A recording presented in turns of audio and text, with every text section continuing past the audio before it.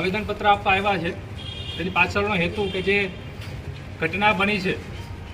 કે જે ભારતની આત્મા કહેવાય એ સંસદ ભવનની અંદર ભારતના અત્યારનો જે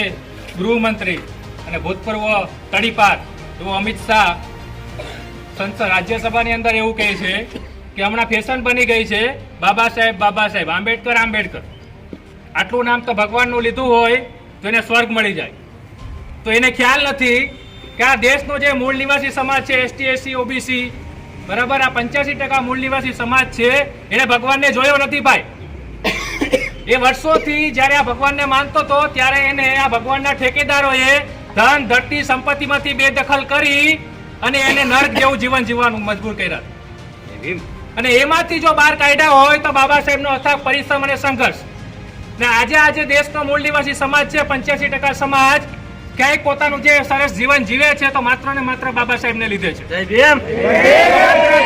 વિચારવા જેવું એ છે,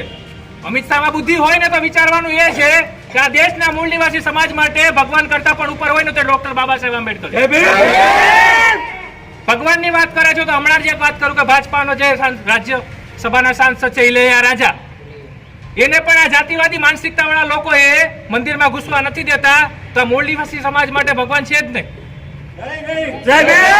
જે પાર્ટી છે જ્યારે અમિત શાહ આવું ભાષણ આપે છે આ તડીપાર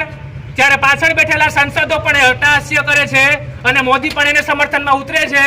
ત્યારે વિચારવા જેવું છે કે આ પાર્ટીની માનસિકતા શું છે.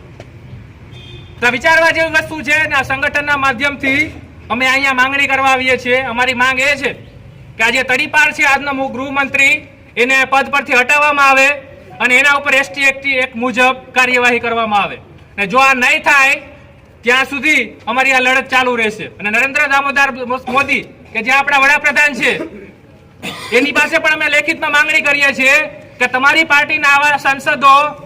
કે આવું ગેરવર્તણૂક કરે છે, આવી ભાષાનો ઉપયોગ કરે છે, ત્યારે અમારે એમ જોઈએ છે કે આગળના જે આવનારો સમય છે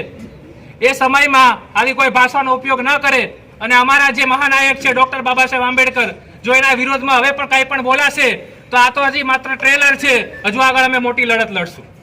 એને એવું પણ આ બાબા સાહેબના અનુયાયીઓ હજુ જીવે છે અને એના માન સન્માન માટે અમે ગમે તે કરવા તૈયાર છે. બરાબર, એટલે અમારી માંગણી છે કે આને તરત જ પદ પરથી હટાવવામાં આવે અને એના ઉપર એસટી એક્ટ મુજબ કાયદાકીય કાર્યવાહી કરવામાં આવે.